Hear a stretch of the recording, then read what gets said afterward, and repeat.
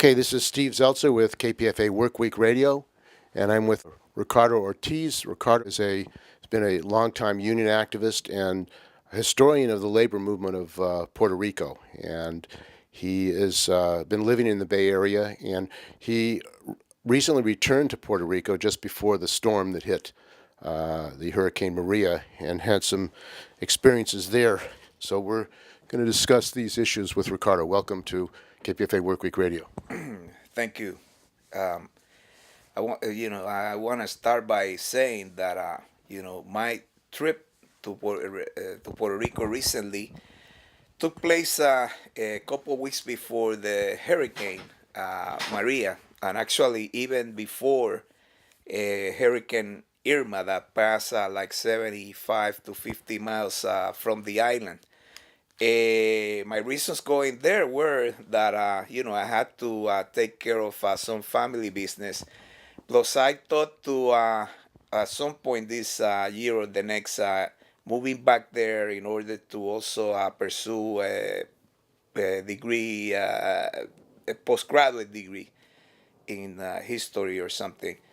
So while I was there, I got caught by Hurricane Maria, and I saw the devastation, and so a lot of the difficulties that people face are also my own problems while I was there. And people in the United States really probably don't have the experience of being without electricity and being without water. What is it like? I mean, I've never myself been in a situation where I didn't have electricity or water. For that experience, and which now 70% of the people a month after the hurricane still face in Puerto Rico. It is, hard experience because if you don't have water, certainly you have the problem of, your own existence. Like you need to drink water. You Then with the heat there, very hot and humid. exactly, you need water to hydrate yourself, to do basic things like cleaning. You need water in order to operate also medical equipment and things like that. And being without electricity certainly is even worse because, such sensitive aspects of like health, as for example, hospitals, they do work with electricity. And there are people that constantly need electrical power or some power in order to take care of their health issues, such as particularly people with dialysis that need dialysis. Those people have to have access to those machines, and they do operate with energy. People with sleep apnea and so on. So in the absence of energy, these people in some cases are condemned to probably lose their lives. It's a matter also of your own safety because it's no light, so definitely you are more exposed to crime and so on. Energy also preserves food. You there are kinds of foods that need to be storage. With electricity, with in refrigeration and so on. So certainly, electricity, and water resources are extremely important and needed for survival in society. So you went back, and days after you arrived, the hurricane hit, and you have had health problems. You're a veteran, and what was the effect on you and your family in Puerto Rico?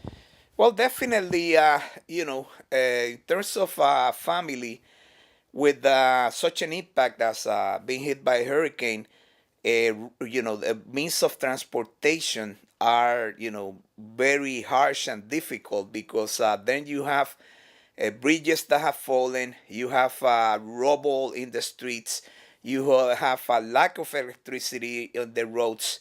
Then is the aspect of that it's a scarcity of resources like gasoline, and people have the difficulty to move around. So in terms of seeing my family, it took me a week to know about, particularly my sister, which resides in San Juan, and I, was staying in Caguas, which is a neighboring city. And there is no, due to the forces and the power of the hurricane, there were no, communication systems operating, such as cellular use, internet, and the so on. In terms of, the problems that I suffer myself, well, I do suffer of a couple of chronic illnesses. And when the hurricane hit, I was involved with a group of neighbors cleaning up the neighborhood and so on. So, I suffered a deep cut in my hand, and, with a rusty piece of metal. And then I had problems with high blood pressure, and I had a pneumonia. And I saw, and I was taken to a private hospital in the city of San Juan. And when I did arrive there, it was like in a scene of a surreal horror movie. The hospital was packed with people, even in the hallways. They even made the administrative offices, be with people to be seen by, medical doctors and so on. And in that region, that was like the only hospital operating. There is in the city another big hospital, which was out of a commission, like they say, because I was so much affected by the hurricane.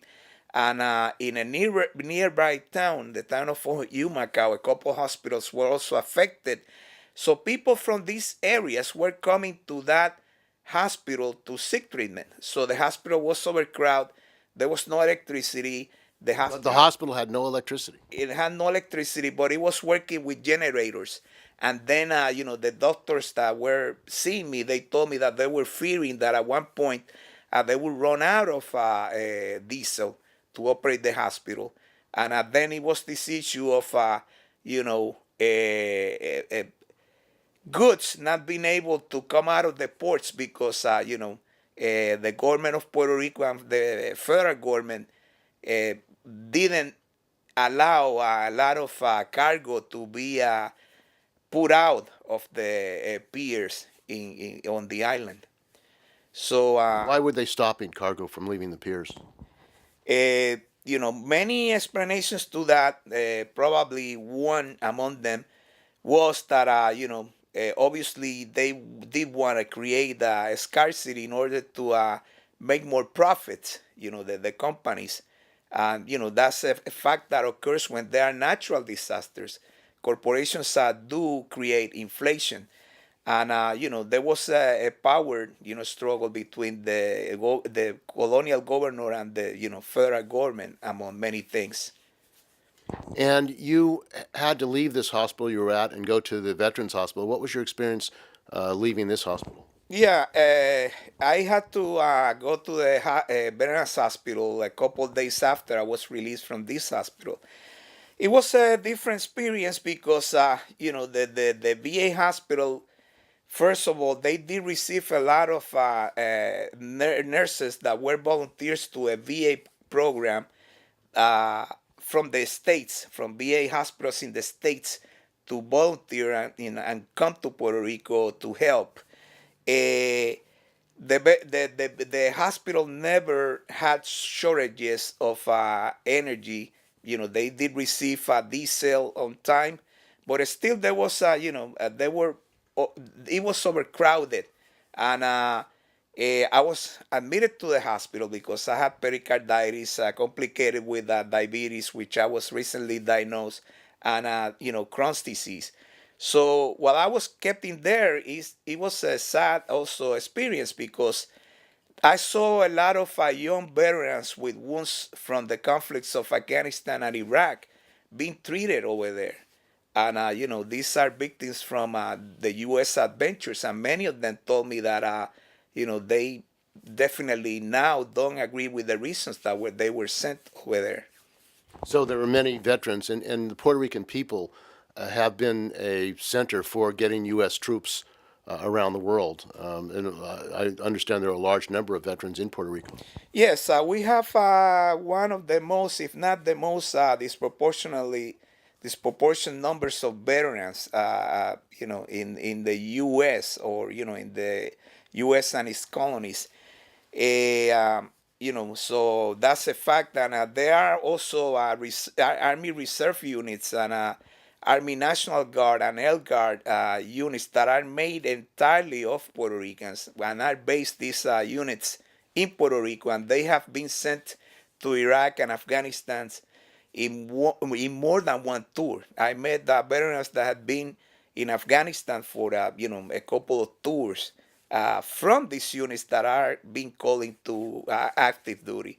Not counting, the Puerto Ricans that are in the regular armed forces, which made the number disproportionately compared with the rest of the population.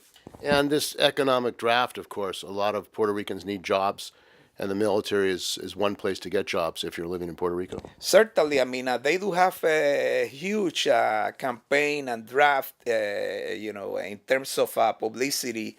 And like you mentioned, due to the circumstances of unemployment, quality of life, a lot of poor people see the military as a way out of poverty and to get benefits. Now, the United States has the largest military in the world. They have 800 bases around the world. They have ships all over the world. In fact, I think there are 3 ships now, nuclear ships on the coast of North Korea. What were the kind of military support for the people of Puerto Rico that you saw while you were down there? Oh, it's a very interesting question because first they deactivated military police units, and a lot of these soldiers were placed in the gas stations because during the first weeks of the hurricane, there was an scarcity of gasoline and diesel, so you had lines. You would be stuck on a line probably for 4 or 6 hours. I had members of my family that went through that experience. So what happened was that the first military units that were activated from the Puerto Rican National Guard were military police to be sent to the gas stations to guard them with local police. Then it's funny because now the governor of Puerto Rico, like a couple of days ago, was critical of the Army Corps of Engineers. So there was this public dispute between the commanding general of the Army Corps of Engineers and the governor in terms of when the country will be able to function, and the governor complaining that they haven't been doing the help that people needed. All this also that I want to mention that there is a whole publicity campaign because the Navy sent a hospital ship to Puerto Rico, and it's anchored in the San Juan Bay. But the problem is that I came back to the Bay Area a week ago, and I was reported by the Puerto Rican press that that ship had only seen 150 people. And I was revealed that in order to have access to medical care provided by the Navy, you had to be referred to them by a hospital. It is not like they are saying that they are massively helping the country. It's a lie, And actually, there are sources in the Pentagon that are complaining that publicly that at one point that ship has to leave because of the U.S. military commitment to Afghanistan particularly. So this is very limited. Everything that they are doing. I want to add, I mean that I was in the military myself, and the U.S. had a military exercise every year called Reforger, which meant return of forces to Germany, and that was a big exercise where the U.S. would send like probably 250,000 people to Germany. I mean, to build roads, to practically to build a population of military people, and they do that in a couple of months. I mean, if the U.S. want to solve the problem of infrastructure and all these things in Puerto Rico, they can do it easily if they wish. Now, the general that was in charge of the Katrina disaster was very angry that, in fact, the same kind of commitment of helicopters and U.S. troops in Katrina to support the people did not take place in Puerto Rico. There were not airdrops. There were not a massive effort by the U.S. military to make sure that everybody had food, water, and supplies, even with helicopter drops. Was what happened in Puerto Rico? Did they refuse to do that? And also, is there growing anger in Puerto Rico among people because the United States has basically treated it as a second-class country? Actually, I mean, if you look recently in Florida, the U.S. Military had a couple of big cargo ships that were supplying people, and they had like this reserve medical ships that they were there, and they were saying that they will be there whatever the time they needed. And actually, I want to say one thing about Katrina. Not even during Katrina, the people of of this part of the country got all the help that they needed from the government of the United States.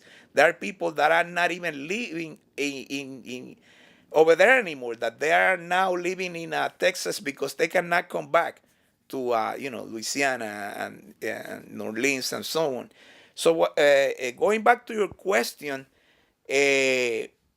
Definitely, the U.S. was not, it's not doing the whole amount of helicopter drops that the people needed. And, that general, James Buchanan is his name, he said that he hasn't seen so much devastation anywhere. The Puerto Rico has been worse.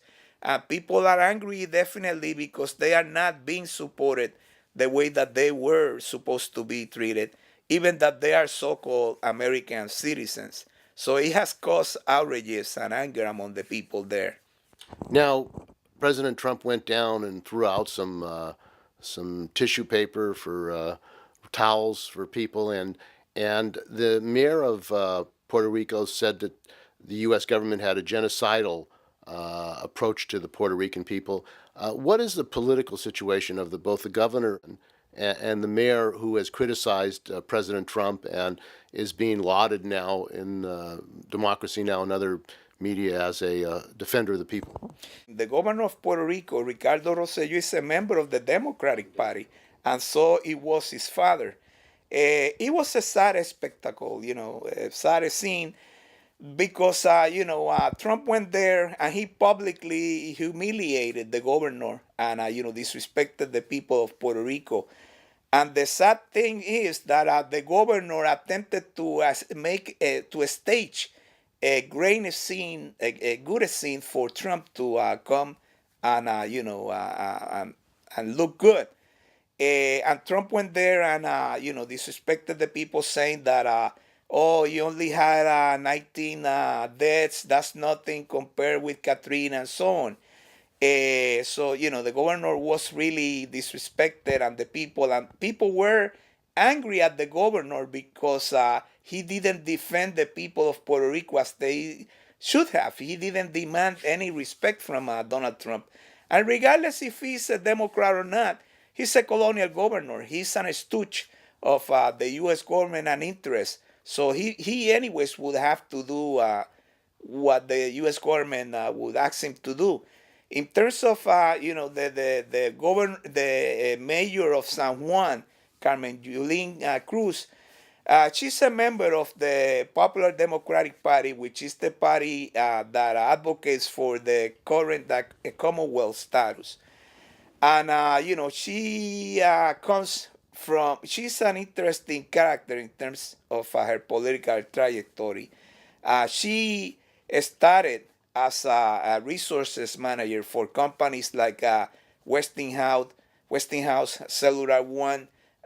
She even worked briefly with the U.S. Department of the Treasury, and you can see that in her resume published by the Puerto Rican Chamber of Industrialists. and also by her resume as a mayor of San Juan. I mean, this is public information. So, she got into a confrontation with the governor of Puerto Rico and Trump due to these aspects of distribution and so on. Uh, until recently, it was known that she wanna to run for governor, but and she make all these meetings around the island. But then a couple weeks ago, she says that she's not running for governor. She's not seeking the candidacy of the PPD, and she will, go for another term as the mayor of San Juan. Uh, so that's the current situation, which is one packed with a lot of opportunism by these pro system politicians and and the U.S. imperialists. Now, the Jones Act has been in place in Puerto Rico, which requires U.S. maritime workers to deliver all goods. And while this crisis has been going on, catastrophe in Puerto Rico, Cuba and other countries have offered to supply doctors, medical equipment, and that apparently has been rejected by the United States. Why wouldn't the United States allow Cuba and other countries to support the people of Puerto Rico? Well, because in part, the United States has a tight control over Puerto Rico, which is colony, and also, they wouldn't allow the Cuban government to send all this medical help, such as the Cuban government offered during Katrina the same kind of help. But the U.S. would not allow that because certainly it's a country that the United States, even though resume diplomatic relations, the U.S. is hostile and still maintains an economic blockade against Cuba. And definitely through the Jones Act the U.S. maintains a monopoly of commercial relations with Puerto Rico, like as for example, all the commerce with Puerto Rico and the U.S. has to come through U.S. ports, and as you know, with the blockade, and even a ship from a third country that has been in Cuba cannot come to a U.S. port in a few months. I think it's 90 days at least, or something like that. And definitely, those are the reasons. It's an economic monopoly that they do exercise through the Jones Act, and also hostility against the Cuban Revolution, and they want to keep things like that. Now, before the hurricane, a board was set up from MISO in Puerto Rico to supposedly manage the debt, $74 billion in debt. Puerto Rico is a poor country, and yet the United States said that it was going to help Puerto Rico, and there was a program called Bootstrap to supposedly help the people of Puerto Rico. The pharmaceutical industry has been able to invest and not be taxed. What has happened in Puerto Rico as a result of U.S. control, U.S. intervention, starting with the Bootstrap operation? Well, Bootstrap was like the first massive maquilas in the hemisphere and probably in the world. All these U.S. corporations, manufacturing companies, went there, and established their tax-free and with salaries lower that would be the salaries in the U.S. Mainland. Definitely, after so many years, that investment through NAFTA, a lot of them have left Puerto Rico for areas that it would be even cheaper labor, such as the rest of Latin America and so on. And the pharmaceutical industry they came into the scene in the late 70s until now, and definitely it's a cheap area of investment, cheap labor, no taxes that these companies pay neither in the U.S. nor in Puerto Rico. Are those workers unionized? In that sector, most of those workers are not unionized, definitely. So, and that's one thing that the Puerto Rican labor movement has to confront. They should organize these workers that work in those industries. Now, the United States, in addition to its economic control, U.S. unions who are now trying to support Puerto Rico have also been involved politically in the Puerto Rican labor movement. Why don't you talk about your experience of the role of U.S. unions in Puerto Rico? Well, I mean, even when the first trade unions went into Puerto Rico in the 50s, mostly, for the most part, they have always supported, like, the Puerto Rican government, the U.S. Policies toward Puerto Rico, with a few exceptions, perhaps. Now, the current FLCIO group in Puerto Rico, a lot of the unions have supported in recent years the candidacy of the colonial governor, Sila Maria Calderon, and also the candidacy of another PPD governor, Aníbal Acevedo Vilá, and so on. One of the problems that these unions have created is that a lot of them, particularly SCIU, did support Governor Rosselló's plan to privatize the hospital, the public hospitals, because it will give supposedly also an insurance plan that would cover low-income people on the island. And also, they did support Law 45, which granted the right to workers to organize in the public sector, but giving up the right to strike. So, I mean, this role that they have played is not a good role. And definitely, they do support, for the most part, the U.S. Democratic Party and its affiliates in Puerto Rico. So now, privatization, which the United States, of course, is pushing the U.S. government, Democrats and Republicans in the United States and in Puerto Rico. How has privatization affected not just healthcare but education in Puerto Rico and energy? Definitely, that's a very good question, because through the last years, and particularly now during this administration, the Puerto Rican governor brought this American that is a private consultant. Her name is Julie Kohler, and she's now the Secretary of Education. She has, and the government of Puerto Rico has closed more than 150 public schools, and they have insisted and attempt to install the charter system in Puerto Rico, which so far they have failed. But that's that's in the agenda. In the energy sector, Puerto Rico has the largest public energy company within the U.S. and probably, I don't know if it is the last remaining public energy company within so-called U.S. Soil.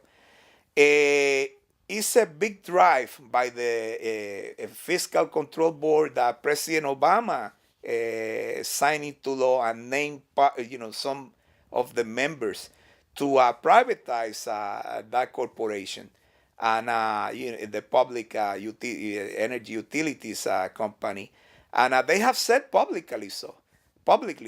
I mean, and now they name the fiscal board named this person, one notorious man called Noel Samot, which is a U.S. Air Force is a retired U.S. Air Force officer, which his career in the Air Force was pilot testing program director, and also he worked in the cyber security systems of the Air Force, and he has now a private company that does so-called cyber security. He's now like in charge of the so-called transition, which nobody knows what that transition is. I think that transition that the board is trying to make is toward privatization, and those efforts have been denounced by the UTIER union that organizes the work in the workers in the public corporation. And Promiso, one of the demands of the capitalists, U.S. capitalists, to make supposedly Puerto Rico more competitive is to lower the minimum wage in Puerto Rico and make it more profitable for U.S. companies, U.S. capitalists to invest. Is there opposition to that in Puerto Rico? Certainly, there is opposition. Nobody likes that proposal. But it's a problem because that opposition hasn't been as hard and severe as should have been. The labor unions have to mobilize against these efforts. And adding to that, the Fiscal Control Board is after also the water resources public corporation. They have manifested in many occasions that they would like to see that into private hands to make, supposedly those resources more effective. And, as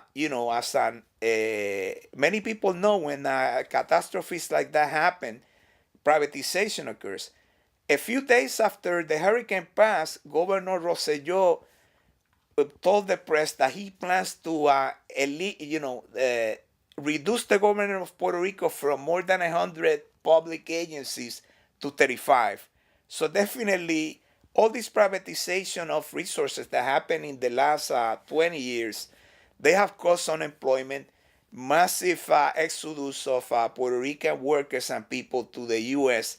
So, it's a complete catastrophe what has happened in that regard. It's, disaster capitalism all over the place.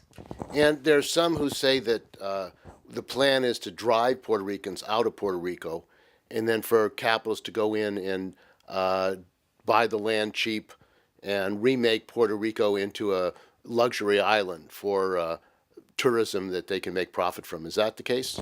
It could be possible. I mean, I've seen areas of the world that such a thing has happened. A few years ago, I went to the Canary Islands, and in the island of Lanzarote now, it's more rich people and people from the Scandinavian countries and from countries like Germany living on the island that are, the locals over there. And, these have created a lot of problems for the local population because these huge, expensive complexes that are on that island are making water resources to be scarce for the local population. So, going directly to what you ask, the government of Puerto Rico had a couple of laws approved with the idea of having millionaires that come from the tech industry to move into Puerto Rico with tax exemptions. So, they have the idea of doing, like you mentioned, some sort of supposedly a fiscal paradise, an area for free tax investment zone. And, people from the island are leaving the country because they have difficulties finding jobs, quality of life, while they're trying to make all these millionaires from the U.S. and elsewhere to establish themselves on the island. Now, Elon Musk, who owns Tesla and is supported by the Democratic and Republican Party, recently set up a solar system in part of Puerto Rico, and the mayor lauded him and said that they would help bring solar into Puerto Rico. The idea that the American capitalists, entrepreneurs, are going to rebuild Puerto Rico, do you believe that? Of course not. I mean, everything that's happened in the country has been the opposite. I mean, American capitalists have polluted the island, have, destroyed agriculture in the 50s. They have actually now, I forgot to mention, there is this US-based company called Waste Management, which handles, garbage and all these resources. And they have a plant in Puerto Rico, and they were polluting the town of Peñuelas, and, with all these burned ashes affecting the health of the Puerto Rican workers in that region. And the people were fighting these efforts, and, the hurricane interrupted that struggle. So, American capitalism, what they have brought not only in Puerto Rico, but elsewhere in the third world and colonial areas of the world, is just devastation, destruction, people being displaced out of their areas and the rest. And Elon Musk, of course, is trying to prevent unionization at the Tesla factory in Fremont. They have very brutal conditions, disabilities, and he recently fired 700 workers to prevent unionization. So the likelihood is if he did invest, you would not have union-run energy system in Puerto Rico. Now, the role of the U.S. unions, now U.S. unions are mobilizing. The nurses have sent a delegation of nurses to help out, and the AFT, Randy Weingarten, went down and said that the AFT is going to support them. What role have these unions, particularly the AFT and SEIU, played historically in Puerto Rico? Well, like I said, historically they have played the role of supporting, the Democratic Party. And not only in Puerto Rico, they have supported the foreign policy in the U.S., but also in many Latin American countries. They do support laws like the one that I mentioned that even help privatization. SCIU attempted to do to raid on and displace the local teachers union a few years ago. There is videotape that shows that when they try to wave a campaign to displace that union. So definitely the FLCIO not only do mediocre working in Puerto Rico, they also do it in here. They don't oppose privatization as they should in U.S. soil. They, don't fight the government against policies of austerity. They do support the Democratic Party. So unfortunately, that's what the FLCIO is. Now, in Puerto Rico, there is a Workers' Party. It's called the Workers' Party. What is the political situation in Puerto Rico as far as a development for the working class against the attack of capitalism and to rebuild the island on a democratic and working class basis? Well, we do have a crisis of leadership. I mean, definitely so. And all the advances that were made during the 70s and the 60s have been, in sometimes reversed, unfortunately. There must be certainly a creation of a workers' party that will be more active and more effective fighting these measurements. Workers are doing spontaneous actions, and in many cases they have some success. But definitely, it's a vacuum of leadership in Puerto Rico. You have in the 70s, the workers were able to organize in places like the teachers union work, able to wave and strike in the 70s. That was very successful in the energy sector, in the water resources sector. There was upon a time that all these unions were on strike at once, and the government of Rafael Hernandez Colon mobilized the National Guard against them. And, these unions were able to prevail through united and concert action, all the demands. So now isn't the case right now because the leadership of these trade unions have become more reformist and more complacent with the situation that is going on. So definitely it's needed a resurrection of the combative stances that the labor movement waved in the past. Now, one result of this hurricane and what the United States has done, the Trump administration has done, is that people are angry about the United States. They feel that they're treated differently than American citizens. Although the corporate media here say, oh, they're American citizens. In reality, the treatment of the Puerto Ricans is quite the opposite. What can American workers do to support the struggle of the Puerto Rican workers in Puerto Rico? Well, American workers should support every effort and every fight against oppression that the Puerto Rican workers suffer. Definitely, they should organize pickets. They should denounce the American corporations' government role on the island. They should certainly create a workers' party within the United States that will champion the needs of the oppressed in here and in Puerto Rico and elsewhere. definitely American workers should and worker leaders should visit the island, talk to the people, contribute in every aspect that they could in solidarity with the Puerto Rican workers and workers around the world in general. Now, the United States invaded Puerto Rico in 1898, along with Cuba and the Philippines, with the promise that they were going to bring democracy to these countries. Is there democracy in Puerto Rico? Well, of course not. I mean, it's a pseudo democracy because, for example, one of the latest blow to the so-called Commonwealth happened in a decision by the U.S. Supreme Court.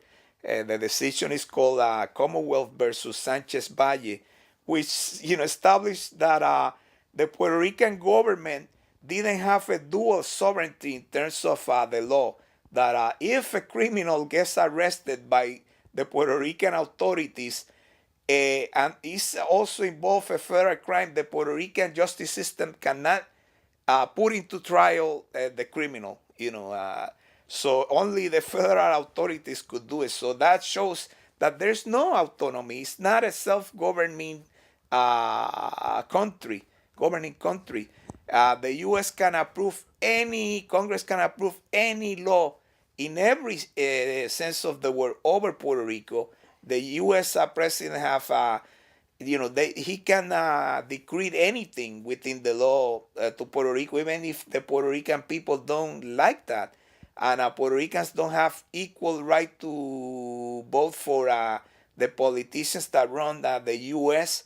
So the U.S. also pollutes Puerto Rico more than they do in the U.S., and also they pay lower salaries. I mean, Puerto Rico is a colony. That's what you can describe that country. And the people of the Caribbean, Puerto Rico, as a result of being a colony of the United States, don't have the right to link up with the rest of the people of the Caribbean, Jamaica and Cuba. What would that look like if the people of the Caribbean were united and able to organize themselves in that region? Actually, there always have been in the Caribbean this idea of the creation of a Caribbean Confederation of Nations.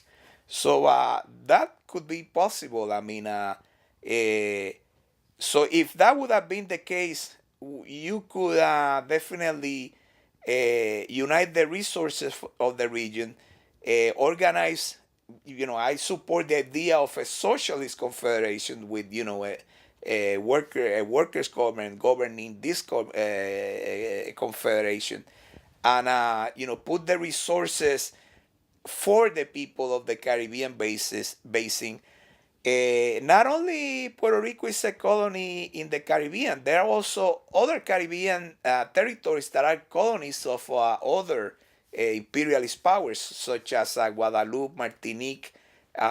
These are French imperialist countries that, like a few years ago, there was a general strike in Guadeloupe and Martinique.